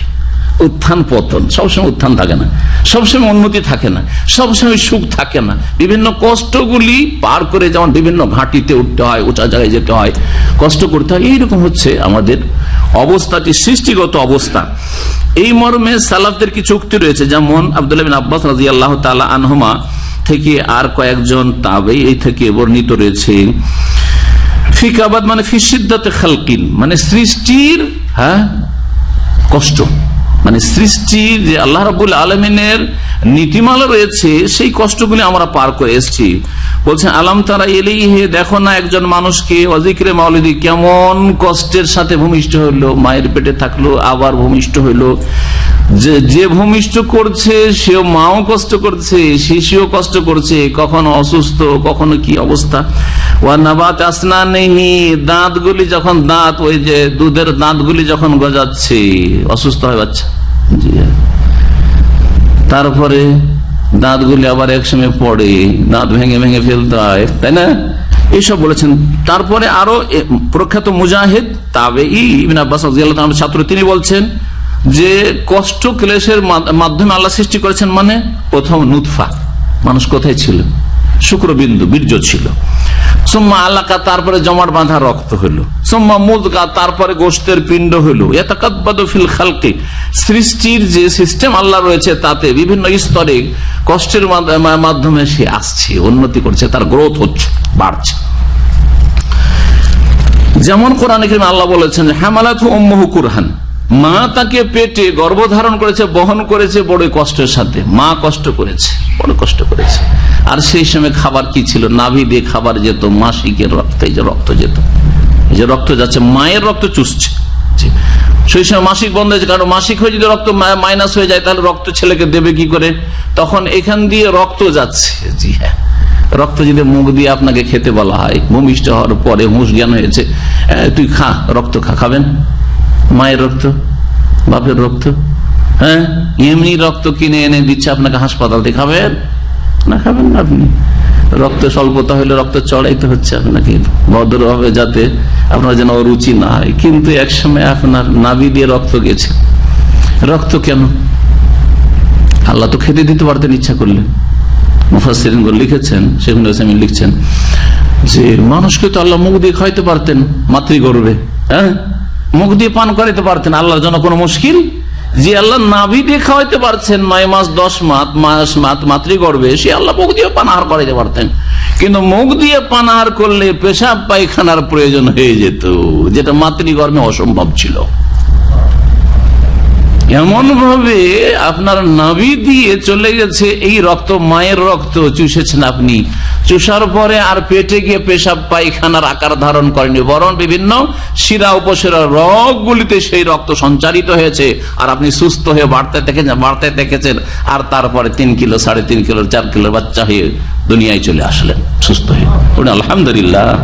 জি হ্যাঁ, 10 মাস ধরে পেশাব নাই, পায়খানা নেই, আর যখন ভূমিষ্ঠ হলো সেই দিন থেকে শুরু হলো পায়খানা, একেবারে কাপড় চোপড় সব খারাপ করে। সুবহানাল্লাহ। লাকাদ খালাকনা ইনসানা ফি কাবাদ, এই কথাগুলি এখানে লিখেছেন। তারপরে বড় হওয়ার পরে সারা জীবন বাপের হোটেলে খাওয়া যাবে না, এখন কষ্ট করতে হবে। এতদিন বাবা খাওয়াইলাম, তোর বয়স এখন 20-22 বছর হয়ে গেছে, তোকে মাধ্যমিক উচ্চ মাধ্যমিক করিয়ে দিয়েছি, খুব বেশি এহসান করলে যা তোর নফলটাও করে দিলাম, যা তোকে কলেজ ইউনিভার্সিটিও পড়িয়ে দিলাম, যা মাস্টার ডিগ্রিও করিয়ে দিলাম, আর বেশি করাবো না, যা এখন রুজি রোজগার কর, আর খাওয়া, এখন আর পারছি না, করতে হচ্ছে না। কষ্ট করেন জি। কোন বাপ চিরকাল খাওয়াইতে পারবেন, আপনাকে কাবাদ করতে হবে। আর যদি বাপ পরিত্যক্ত ধন রেখে যায়, তাও সেখানে কষ্ট করতে হবে। বিল্ডিং রেখে গেলে ভাড়া উঠাইতে হবে। হ্যাঁ, ওই বৃদ্ধ বাপ কবর থেকে উঠে এসে খাওয়াবে না আপনাকে। আর জমি জায়গাও যদি রেখে যায়, তো চাষাবাদ করে খেতে হবে, খোঁজ খবর নিতে হবে জমিগুলোর, কষ্ট করতে হবে। লাকাদ খালাকনা ইনসানা ফি কাবাদে, এতগুলি কথা রয়েছে। তাই বলছেন এই ক্ষেত্রে সাইদ বিন জুবাইর রাহমাতুল্লাহ আলাইহি, প্রখ্যাত তাবী, ফি সিদ্দাতিন ওয়া তালাবে মাইশাতিন, কষ্টের মধ্যে আল্লাহ মানুষকে সৃষ্টি করেছেন এবং রুজি রোজগার সন্ধান করতে কোথা থেকে কোথা, সুবহানাল্লাহ, একজন বাংলা ভাষী সারা দুনিয়া যে কোনো আনাচে কানাচে ছড়িয়ে গেছে। এমন কোন দেশ নেই মনে হয় সেখানে ছড়ে। কি জন্য গেছে? গোটা বংশ আত্মীয় স্বজন ছেড়ে কার সেখানে সুখ শান্তি আছে?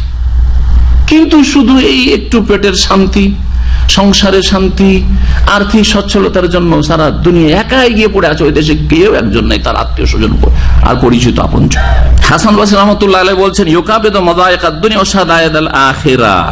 আরো তাফসীরে বলছেন যে একজন মানুষকে আল্লাহ এইভাবে সৃষ্টি করেছে, দুনিয়াতে বিভিন্ন সংকটপূর্ণ অবস্থা তৈরি হবে, কখনো এখান থেকে রিস্ক, ওখান থেকে টেনশন, ওখান থেকে বালা মুসিবত, ওখান থেকে বিপদ, সেগুলির সাথে কি করতে হচ্ছে যেন আপনাকে মোকাবেলা করতে হচ্ছে। যদিও মোকাবেলা শব্দটি বলা উচিত নয়, বেয়াদবি, কারণ এগুলি আল্লাহর পক্ষ থেকে, কিন্তু আপনাকে এগুলির সম্মুখীন হতে হচ্ছে, সম্মুখীন হতে হচ্ছে আপনাকে। এই কথা মোকাবেলা না বলে আর সেগুলির বিরুদ্ধে সংগ্রাম নয়, এসব কথা হচ্ছে নাস্তিকদের কথা বলবেন যে আমাদের সেগুলি সম্মুখীন হতে হচ্ছে, বিপদ আপদের সম্মুখীন হচ্ছি আমরা।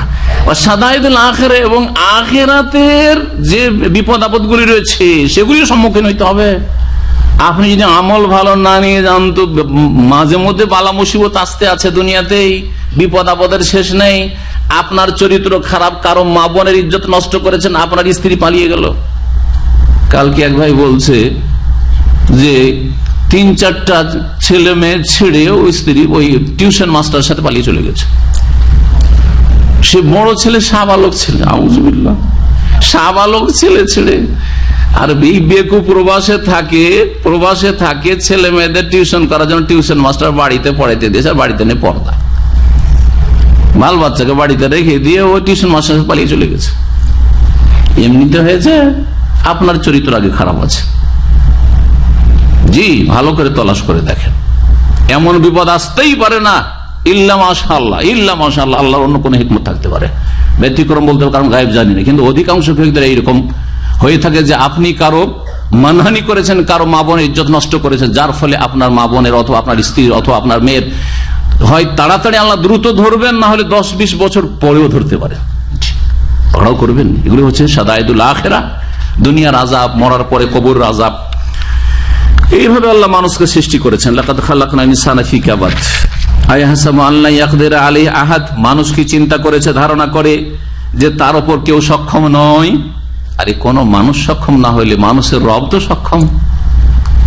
কিন্তু এটা কোন মানুষের ভ্রান্ত ধারণা? কাফের মানুষের। তাহলে এখানে কার কথা বলা হয়েছে? কাফের কথা বলে। কাফের অবিশ্বাসী আল্লাহর প্রতি। কিন্তু একজন মুমিন অবশ্যই বিশ্বাস করে যে আপনি যতই শক্তিশালী হয়ে যায় আর যতই বড় ক্ষমতাবান হয়ে যায়, আমার উপর আল্লাহ রাব্বুল আলামিন কাদির রয়েছেন, সর্বশক্তিমান রয়েছে।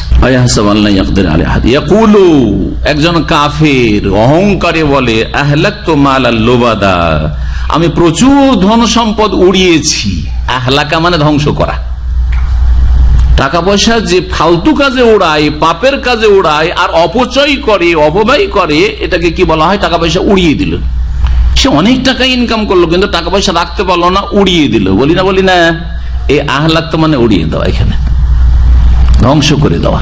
আপনি টাকা পয়সাকে নিজেই ধ্বংস করলেন, যে অপচয় করলেন, অপব্যয় করলেন।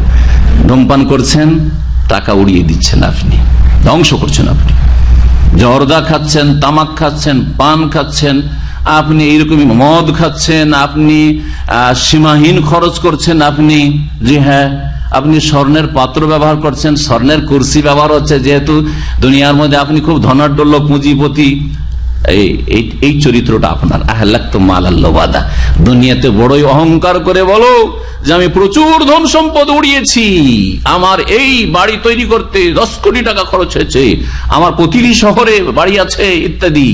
আহলাকতুম মালাল লুবাদা, কতদিন অনেক সময় বাড়ি করেও ভোগ করতে পেলে না, পরে ভোগ করবে, অন্য লোকে ভোগ করবে, তুমি পেলে না, কিন্তু তোমার আযাব শুরু হয়ে গেছে, তোমার আযাব শুরু হয়ে গেছে। হিসাব দাও।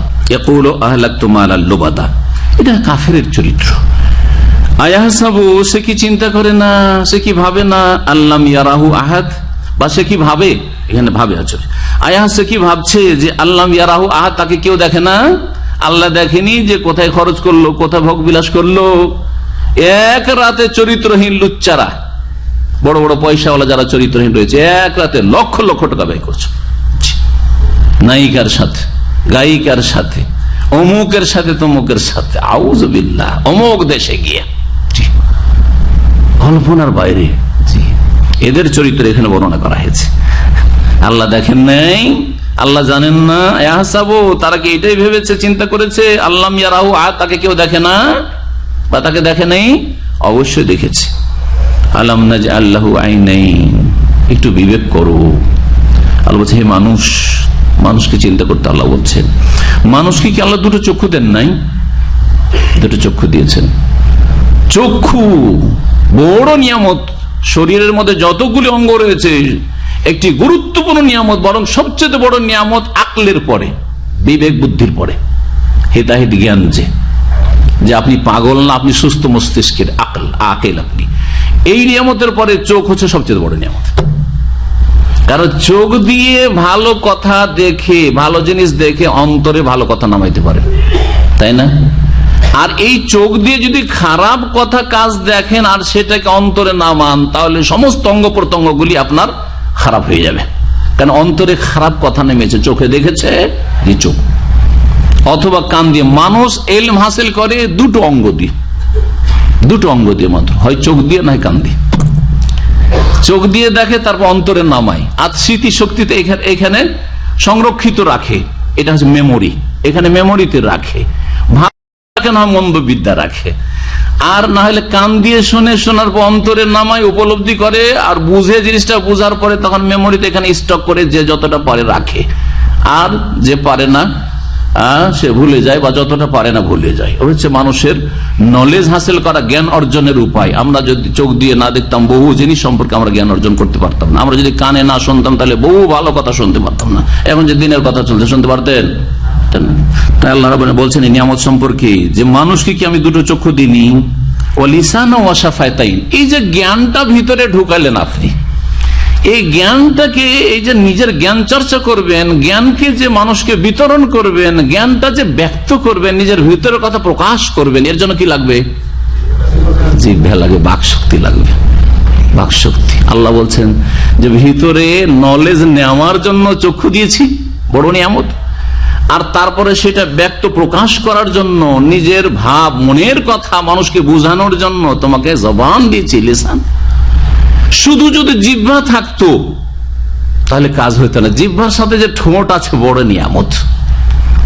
এই জন্য যারা হুরুফের মাখরাজ বুঝেন, যে বিভিন্ন শব্দগুলি বিভিন্ন ভিতরের, মুখের ভিতর থেকে বিভিন্ন স্থান থেকে বেরোয়, কোনটা বের হয় তখন ঠোঁট ফাঁক করতে হয়, আর কোনটা বের হয় তো ঠোঁটটাকে চিপে ধরতে হয়।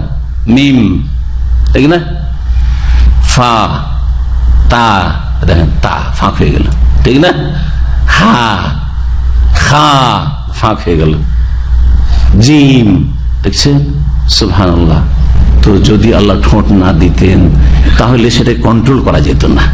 মুফাসসিরিন বলছেন জবান বলার জন্য আর জিহ্বা দুটো শাফাতাইন হচ্ছে কন্ট্রোল করার জন্য, জব্দ করার জন্য। আল্লাহু আকবার, আল্লাহর কত বড় নিয়ামত। তাছাড়াও এই ঠোঁট যদি না থাকতো, ঠোঁট কাটা, দেখতে কত যে বৃষ্টি লাগতো, যতই ফর্সা হন, অরুচি, জি, দেখতে আপনাকে খারাপ লাগতো। তো আল্লাহ বলছেন ওয়ালিসান ওয়া শাফাতাইন, আর মানুষকে কি আমি একটা জিহ্বা আর দুটো ঠোঁট দিইনি? ওয়া হাদাইনাহুন নাজদাইন, আর দুটো রাস্তা দেখাই নাই। নাজদাইন মানে তারিকাইন, নাজদাইন মানে তারিখানা, এটা হচ্ছে একটি তাফসীর। এই তাফসীরটা সাধারণত বাংলা অনুবাদগুলোতে পাবেন আপনি, যে আমি দুটো কি করেছি, রাস্তা দেখেছি। রাস্তা দুটো কি কি? তারিকুল খায়র আশার, কিসের? ভালো রাস্তা আর মন্দ রাস্তা। ভালো রাস্তা আর মন্দ রাস্তা, এই দুটো রাস্তা আল্লাহ দেখে। মানুষকে আল্লাহ এতটা বিবেক দিয়েছেন যাতে অনেক বিষয়ে, গত সপ্তাহে বলেছি, শুধু আকীদার বিষয়গুলি আর ফারায়েজ ওয়াজিবাতের বিষয়গুলি ওহী ছাড়া চলবে না, এই শরীয়তি বিষয়গুলি যেগুলো। কিন্তু বহু বিষয় রয়েছে যে বিষয়গুলি আমরা, এমনকি ইমানের বিষয়টিও আমরা আকল বিবেক দিয়ে উপলব্ধি করতে পারি যে আমার রব আছে, আমার মালিক আছে। তো এই যে আল্লাহ আকল দিয়েছেন, এই আকলের মাধ্যমে আমরা কি করছি, কোনটা ভালো কোনটা মন্দ বুঝতে পারছি, পারি না? জি হ্যাঁ। কেমন আছেন ভাই, কথাটা ভালো না মন্দ? আর যদি বলেন তোর বাপের খায়, হ্যাঁ, তাহলে কোন দলিল, কোরআন আয়াত লাগবে, এতে হাদিস লাগবে? এই বিবেক যথেষ্ট, বিবেকে ফয়সালা করা যথেষ্ট যে আপনি ভালো কথা বলেন, মন্দ কথা বললেন। বুঝতে পারছেন না? দুটো রাস্তা আল্লাহ দেখিয়ে দিয়েছেন, আকল দিয়েও দেখিয়ে দিয়েছেন, আবার ওহী দিয়েও দেখিয়ে দিয়েছেন। যেগুলো আকল উপলব্ধি করতে পারে না, জ্ঞান দিয়েও আপনি বিবেচনা করতে পারেন না, ওগুলোতে আল্লাহ গাইড করার জন্য, দিক নির্দেশের জন্য ওহী, কোরআন এবং হাদিস নাযিল করেছেন, আম্বিয়া রাসূল পাঠিয়েছেন। হাদাইনাহুন নাজদাইন, 5 ওয়াক্ত সালাত আদায় করতে হবে, 17 রাকাত ফরজ, রমজান মাসের সিয়াম, হজের মৌসুম হচ্ছে, হজের তরিকা হচ্ছে, এগুলো আকল দিয়ে বোঝা যাবে না। সুতরাং আল্লাহ শরীয়তের ওহী নাযিল করে দিয়েছেন। গরুর গোশত হালাল, কুকুর হারাম, বিড়াল হারাম, আকল দিয়ে বোঝা যাবে না। যদিও আকল দিয়ে অনেকটা বোঝা যাবে যে এগুলিতে যেহেতু ক্ষতি রয়েছে, এটাতে উপকার আছে, সুতরাং, কিন্তু তারপরও সূক্ষ্মভাবে বোঝা সম্ভব নয়, তখন আল্লাহ এগুলোকে স্পষ্ট করে দিয়েছেন। জি হ্যাঁ, ওয়াহাদাইনাহুন নাজদাইন, এক কথাই কিছু ক্ষেত্রে আল্লাহ রাস্তা দেখিয়েছে, দিক নির্দেশনা কি দিয়ে, আকল বিবেক দিয়ে, আর বাকি সমস্ত ক্ষেত্রে আল্লাহ ওহীর মাধ্যমে আমাদেরকে দুটো রাস্তা দেখিয়ে দিয়েছেন, সতর্ক করেছেন মন্দ পথ থেকে, আর উৎসাহিত করেছেন, উদ্বুদ্ধ করেছেন ভালো পথে চলার জন্য, ঈমান এবং নেক আমলের জন্য। ওয়াহাদাইনাহুন নাজদাইন, নাজদাইনের দ্বিতীয় তাফসীর শুনেন, যে তাফসীরটি অল্প মুফাসসিরিন বলেছেন, সেগুলো রাহিমাহুল্লাহ তাফসীরটি উল্লেখ করেছেন। নাজদাইন, নাজদ মানে উঁচা জায়গা। নাজদ মানে কি?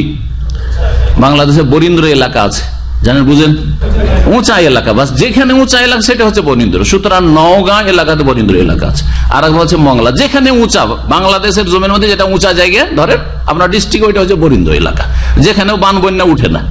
বোঝা গেছে কিনা? সৌদি আরবের মধ্যে সবচেয়ে উঁচা এলাকা হচ্ছে রিয়াজ কাসিম, এই এলাকা, না মক্কা না, রিয়াজ কাসিম। সুতরাং এর নাম হচ্ছে নাজদ।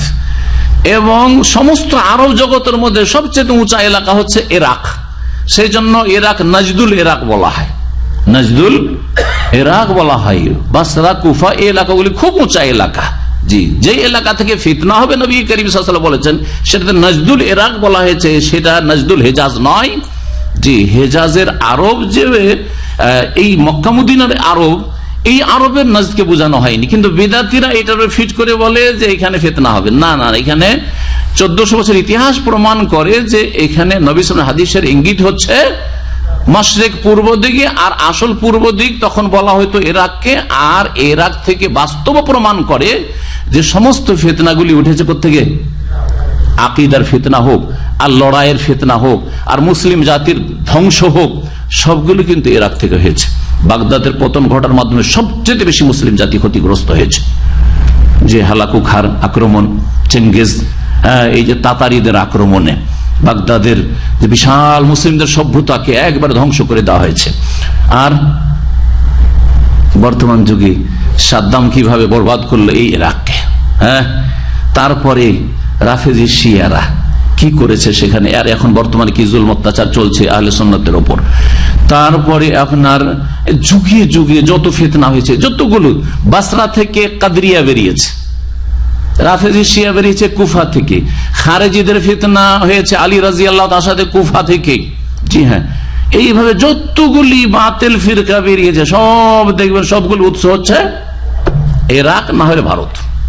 ভালো করে শোনা, ইরাক না হলে ভারত। ইরাক থেকে গেছে, আর তারপরে ভারতে গিয়ে সেটা উন্নতি করেছে, অ্যাডভান্স হয়েছে, আর সেটা বেশি করে কবুল করেছে বাঙালি সাদাসিধে জাতি। জি হ্যাঁ, সমস্ত শিরক বিদআত চলে গেছে বাংলায়।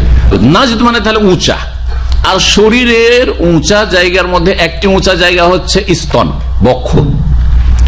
তো এখানে মহিলাদের স্তনকে বোঝানো হয়েছে, অর্থাৎ হে মানুষ, তোমাকে যেন মায়ের পেট থেকে ভূমিষ্ঠ করি, ও হাদাই না হুন নাজদাইন, তখন সেই শিশুকে যে এখনই জন্ম, নবজাত শিশু, নবজাত সন্তান, তাকে আমি রাস্তা দেখাই দুটো স্তনের। ওই স্তন খুঁজতে থাকে যে ওখানে মুখ দিলেই চুষবো, মুখ দিলেই চুষবো। যেমনই বাচ্চা ভূমিষ্ঠ হয়ে পড়ে, একটু পরিষ্কার করে মা যখন কোলে ধরে তখন কি করে, চুষতে শুরু করে। এটা বাচ্চাকে কে শিখাইলো, কে তালিম দিয়েছে? ওর মা বলেছে আর ও বুঝেছে যে তুই এখন চুষ, এখান থেকে দুধ বেরোবে। কে?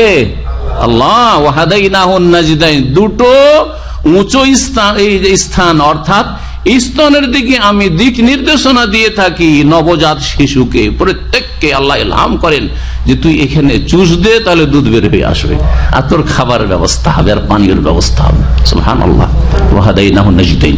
আল্লাহ রাব্বুল তারপরে ফালাক তাহমাল আকাবাহ, এই ফালাক তাহমাল আকাবার সম্পর্ক যে মানুষ বলে কি, কাফেররা কি বলে, ইয়াকুল আহলাকতু মালাল লুবাদা। কাফের কি বলে যে আমি প্রচুর ধন সম্পদ কি করেছি, উড়িয়েছি, প্রচুর ধন সম্পদ উড়িয়েছি। আরে জীবনে কোটি কোটি টাকা ইনকাম করেছি, আর যে কত যে উড়িয়েছি হিসাব নেই, কত টাকা উড়িয়েছি। বলে না অনেকে, মূলত কাফেররা বলে। আর কাফের চরিত্রে যারা বেদিন তারা এর উপরে গর্ব করে। একজন মুসলিম কখনো গর্ব করবে না অপচয় অপব্যয় করি, বরং লজ্জিত অনুতপ্ত হবে যে হায় আল্লাহ, যদি এই প্রচুর টাকাগুলি যদি দিনের খেদমতে ব্যয় করতাম, মসজিদ মাদ্রাসা ব্যয় করতাম, ইসলামের খেদমতে ব্যয় করতাম, আল্লাহর দিনকে শক্তিশালী করার জন্য ব্যয় করতাম, তাহলে কত না ভালো হইতো। হইতো না? কোটি কোটি টাকার আপনি পটাখা ফুটাবেন আর গর্ব করবেন যে এত টাকা ব্যয় করেছি, এত টাকা ব্যয় হয়েছে, এটা কোনো কাজ হইল নাকি? বরং যদি আপনি ইসলামের খেদমতে এই টাকাটা ব্যয় করতেন, তো দুনিয়া আখিরাতে আল্লাহ রাজি হয়ে আপনাকে অনেক কিছু দিতেন। মানুষ বলে কি যে আমি প্রচুর টাকা উড়িয়েছি। আল্লাহ বলছে দেখো, প্রচুর টাকা তো উড়িয়েছো, কিন্তু ফালাক তাহমাল আকাবা, আসল যে দুর্গম ঘাঁটি যেখানে প্রবেশ করা উচিত ছিল সেখানে ঢুকনি তুমি। লা মানে না, আর ইকতাহা মানে প্রবেশ করা। কি করা? ঝুঁকি নিয়ে প্রবেশ করা, কষ্টের সাথে প্রবেশ করা, সহজে নয়। দেখেন আল্লাহ রাব্বুল আলামিন দুটো রাস্তা রেখেছেন, একটা রাস্তায় চলা সহজ, আর একটা রাস্তায় চলা খুব মুশকিল, একটু কষ্ট লাগে। এর উদাহরণ দিয়েছেন তাফসীরকাররা এই সূরা তাফসীর করতে গিয়ে, যে আপনার সামনে দুটো রাস্তা আসলো, একটা রাস্তায় পাহাড়ের দিকে উঠছে, পাহাড়ের গিরিতে যাচ্ছে, আর এবার উঁচা হয়ে চলে যাচ্ছে, কষ্ট লাগছে, বড়ই কষ্ট লাগছে। এক তো পাহাড় উঁচা, তারপরে আপনার গিরিপথে আপনাকে চলতে হচ্ছে, বড়ই কষ্ট লাগছে আপনাকে। আর একটা রাস্তা পাহাড়ের সাইড দিয়ে নিচে নেমে গেছে, ঢালু রাস্তা, নিচে নেমে গেছে, চলতে কত সহজ, হাঁটা লাগবে না, পরিশ্রম লাগবে না, এমনি পা উঠবে, এমনিতে পা উঠবে, তাই না? স্পিড দিতে হবে না, আপনার স্পিড এমনি উঠে যাবে। উঠবে না? নিচে যে রাস্তাটা যাচ্ছে সেটা নিচে নামিয়ে দিবে কোথায়? ফিনারে জাহান্নাম। যদি সহজে যেতে চান সেটা জাহান্নাম। আর জান্নাতে গেলে এই যে আকাবায় ঢুকতে হবে, গিরিপথে একটু কষ্ট করে উঠতে হবে। জি হ্যাঁ, এই কথাই ব্যক্ত করেছে রাসূলুল্লাহ সাল্লাল্লাহু আলাইহি ওয়াসাল্লাম আর এক হাদিসে। এই হাদিস দিয়ে আয়াতের তাফসীর করা যেতে ভালো আকাবা। হুফফাতিল জান্নাতু বিল মাকারিহি ওয়া হুফফাতিন নারু বিশ শাহাওয়াতি। জানা আছে জাহান্নামকে ঘিরে দেওয়া, জান্নাতকে ঘিরে দেওয়া হয়েছে বা ঢেকে দেওয়া হয়েছে বিল মাকারিহি, কষ্টদায়ক বস্তু দিয়ে। যেমন ভালো ফুল তুললে কাঁটাতে হাত ঢুকাইতে হয়, ঝুঁকি নিতে হয়, ঠিক তেমনি এই গিরিপথে বড় কষ্ট করে উঠতে হবে। ফজরে কেউ ঘুম ছাড়ে না, সবাই ঘুমিয়ে আছে, আপনাকে একা উঠতে হবে। গোটা গ্রামে সব হচ্ছে মাজারপন্থী, বেদাতপন্থী আর পীরের মুরিদ, আপনাকে একাই তাওহীদবাদী হইতে হবে। বড়ই কুণ্ঠাসা হয়ে বাস করছেন, বড়ই আপনি একঘরে করে দিয়েছে, আপনাকে কষ্ট হচ্ছে আপনার।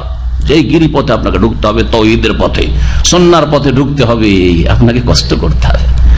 জি হ্যাঁ, টাকা পয়সা ব্যয় করতে, মায়া লাগছে টাকার উপর, আমার ছেলে মেয়ের দরকার আছে, তারপর বাপ মার জন্য ব্যয় করতে হবে, তারপর ইসলামের জন্য ব্যয় করতে হবে, কষ্ট লাগছে, এই গিরিপথে ঢুকতে হবে। জি হ্যাঁ, আর নিচের রাস্তা খুব সহজ, জাহান্নামে যাও। ওহুফাতিন নারু বিশ শাহাওয়াত, আর জাহান্নামকে ঢেকে রাখা হয়েছে আকর্ষণীয় বস্তু দিয়ে নবী করিম সাল্লাল্লাহু আলাইহি ওয়াসাল্লাম বলছেন, আকর্ষণীয় বস্তু। জি, খুন করলেই জাহান্নাম, তাই না? ভারী দলে গেলেই জাহান্নামের সম্ভাবনা বেশি, কারণ ভারী দল সবসময় জাহান্নামী থেকেছে, তাই না?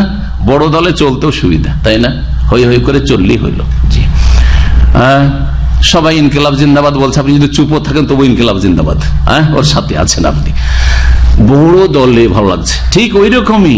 জি হ্যাঁ, জেনার রাস্তা সহজ, বিয়ে করে এত দায়িত্ব, ভরণ পোষণ, বাড়ি ঘর, এই সেই, ছেলে মেয়ে হবে, ওই সব দরকার নেই। লিভ টুগেদার, পশ্চিমা সভ্যতা, তাই না?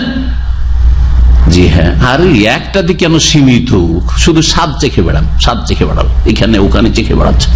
জি, খুব সহজ, জাহান্নামে যাওয়া সহজ। এটা খাবো না, ওইটা খাবো না, এটা হালাল ওইটা হারাম, খুব কষ্ট ওইটা। কিন্তু পানিও খাবো, জুসও খাবো, মদও খাবো, খুব সহজ, জাহান্নামে যাওয়া সহজ। হ্যাঁ, এই রুজি হালাল ওইটা হারাম, এটা বড় কষ্ট। আর হালাল রুজিতে কয়দিনে বড় লোক হবো, হালাল হারাম সব খুব সহজ, খুব সহজ। সুদ ঘুষ বেমানি আত্মসাৎ, চুরিও করছে, কফিলে চুরিও করছেন, বেতনও খাচ্ছেন, সহজ জাহান্নামে যাওয়া। জি হ্যাঁ, আল্লাহ বলছেন না না, এরকম করলে হবে না। ফালাক তাহামাল আকাবা, মানুষ প্রচুর টাকা ব্যয় করে, অপচয় অপব্যয় করে, হারাম কাজে খরচ করে, পাপের কাজে খরচ করে, কিন্তু এই দুর্গম গিরিপথে প্রবেশ করেনি। ওমা আদরাকা মাল আকাবা, এই দুর্গম গিরিপথ কি? জি, গিরিপথ বলা হয়, দুই দিক থেকে পাহাড় চেপে এসছে, আর পাহাড়ের মাঝখানে সংকীর্ণ রাস্তা, কষ্টের সাথে উঠতে হচ্ছে এই পাহাড়ি রাস্তা, এইরকম রাস্তায় চলতে কষ্ট লাগে। এই ইসলামের দুর্গম গিরিপথে ঢুকতে হবে। কি সেগুলি? আল্লাহ কয়েকটি বিষয় উল্লেখ করেছেন, এগুলি দিয়ে বাকিগুলিকে বুঝিয়ে দেওয়া হয়েছে। জনকল্যাণমূলক কাজে খরচ করা, ইসলামের খেদমতে খরচ করা, আল্লাহর সন্তুষ্টির জন্য ব্যয় করা, ফাক্কু রাকাবাতিন, কৃতদাস স্বাধীন করা, গোলাম আজাদ করা, দাস দাসী আজাদ করা। কৃতদাস আজাদ করার যুগ এখন নেই, যদি থাকতো তাহলে কৃতদাস আজাদ করলে নবী করিম সাল্লাল্লাহু আলাইহি ওয়াসাল্লাম, সহিহ বুখারী মুসলিমের হাদিস রয়েছে, মুসনাদ আহমদ হাদিস রয়েছে, যেই ব্যক্তি একজন গোলাম আজাদ করবে বা একজন দাসীকে স্বাধীন করবে আর আল্লাহর ইবাদতের জন্য ফ্রি ছেড়ে দেবে, সেই ব্যক্তির প্রত্যেকটি অঙ্গ প্রত্যঙ্গকে জাহান্নাম থেকে আল্লাহ স্বাধীন আজাদ করে দেবেন ওই গোলামের অঙ্গগুলির বিনিময়ে। প্রত্যেকটি গোলামের অঙ্গ যে তুমি কি করলে, আজাদ করলে, সেজন্য আল্লাহ তোমাকে জাহান্নামের আগুন থেকে আজাদ করে দেবেন, স্বাধীন করে মুক্ত করে দেবেন। ফজিলত সেই হাদিস দ্বারা প্রমাণিত। গোলামের যুগ থাকলে, গোলামের যুগ নেই, তাহলে এই আয়াতের আর একটা ক্ষেত্র আছে। সেই ক্ষেত্রটি হচ্ছে যারা নির্যাতিত, মজলুম, বন্দী, সাদা সিধা মানুষ, অপরাধী নয়, আসলে আসামি নয়, ফাঁসিয়ে দেওয়া হয়েছে কেসে, আর 10 বছর 20 বছরের জেলে ঢুকিয়ে দেওয়া হয়েছে, জামিনে পয়সা নেই যে ছুটি আসবে, কিন্তু জামানতের ব্যবস্থা আছে, ছেড়ে দিবে, সুতরাং খরচ করেন, ছাড়িয়ে নেওয়ার ব্যবস্থা করেন। জি হ্যাঁ, এটা বড়ই সবের কাজ, এর মাধ্যমে আপনি জান্নাত পাবেন, আপনার অঙ্গ প্রত্যঙ্গ জাহান্নামের আগুন থেকে মুক্ত হবে। সুতরাং এই আয়াতের ক্ষেত্র মনে রাখবেন। আও ইতআমুন ফি ইয়াউমিন যী মাসকাবা, অথবা অন্ন দান করা, খাদ্য দেওয়া দুর্ভিক্ষের দিনে, দুর্ভিক্ষের দিনে।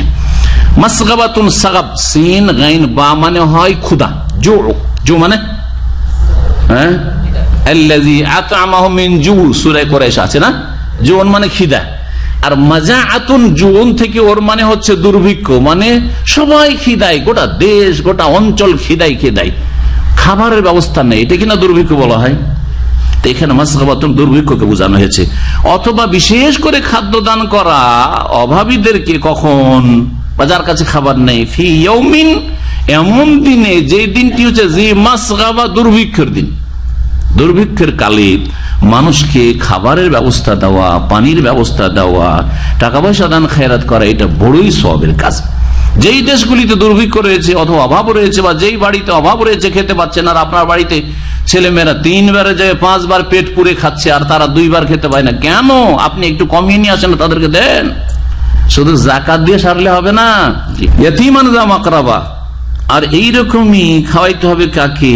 আত্মীয় এতিমদেরকে। যে কোনো এতিমকে খাওয়াইলে সব, কিন্তু বিশেষ করে আত্মীয় স্বজন যদি এতিম হয়, ভাই ভাতিজা, তারপরে আপনার ভাগ্নে ভাগ্নি, এইরকম নিজের বংশের, তাহলে দ্বিগুণ সব পাবেন, যেমন নবী করিম সাল্লাল্লাহু আলাইহি ওয়াসাল্লাম বলেছেন, আত্মীয়তা সম্পর্কে সব আর সদকার সব পাবেন। আও মিসকিনান যা মাতরাবা, অথবা ধুলো ধূসরিত দরিদ্রকে অন্ন দান করলাম।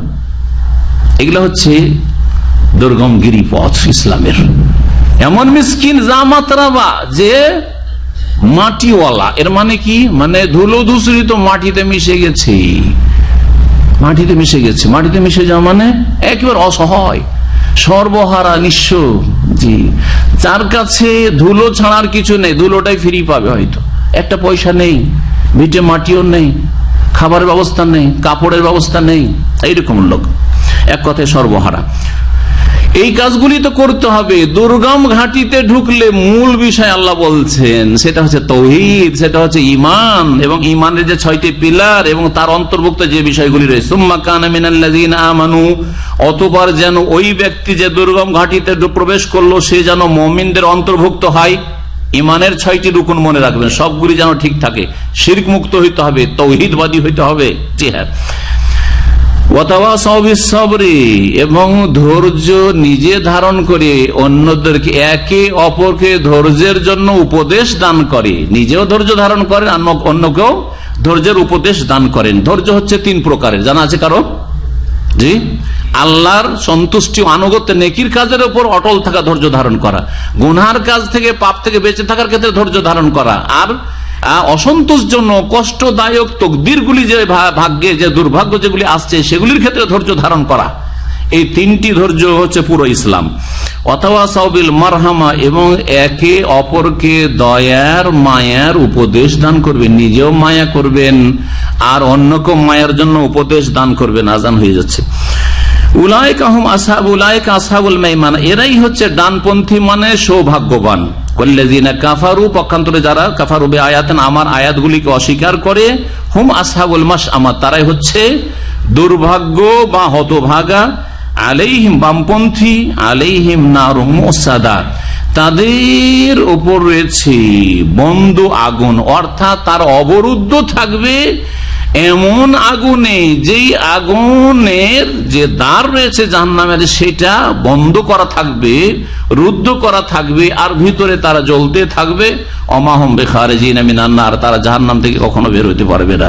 আল্লাহ যেন আমাদের হেফাজত করেন এবং আমাদের নেক আমলে তৌফিক দান করেন, কোরআন সুন্নাহ বুঝার তৌফিক দান করেন। সাল্লাল্লাহু আলাইহি ওয়া সাল্লাম মুহাম্মদ ওয়া আলা আলিহি ওয়া সাহবিহি আজমাইন।